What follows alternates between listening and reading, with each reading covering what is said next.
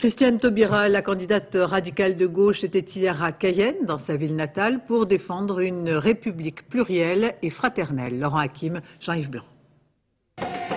On a beau être prévenu qu'il y aura certainement de l'ambiance, on n'a pas forcément imaginé que l'aéroport de Cayenne deviendra tout à la fois piste de danse et salle de concert pour le retour de Christiane Taubira, l'enfant prodige.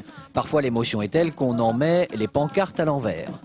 Folklore guyanais à gogo, le casse-seco cassait le corps en créole, puis la danse des bonnies, authentiques descendants d'esclaves. Au milieu de tout cela, la candidate désormais officielle à l'Élysée a du mal à cacher son émotion.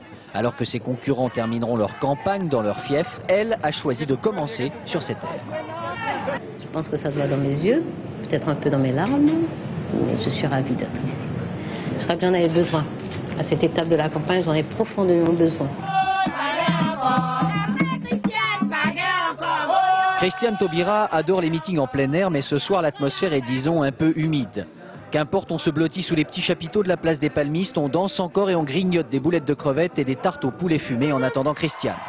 Devant des dessins d'esclaves noirs qui brisent leur chaîne, elle remercie les 22 élus guyanais, seulement 22 sur plus de 70, qui ont bien voulu donner leur parrainage. Elle est loin de faire l'unanimité en Guyane, mais ce soir, elle savoure sa popularité.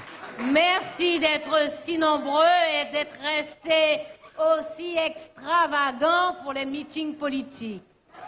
Comme elle dit, elle n'est pas venue à la présidentielle pour seulement faire un tour de piste. En attendant, Christiane Taubira fait un tour des Antilles qui la conduit encore en Guadeloupe puis en Martinique dans les tout prochains jours.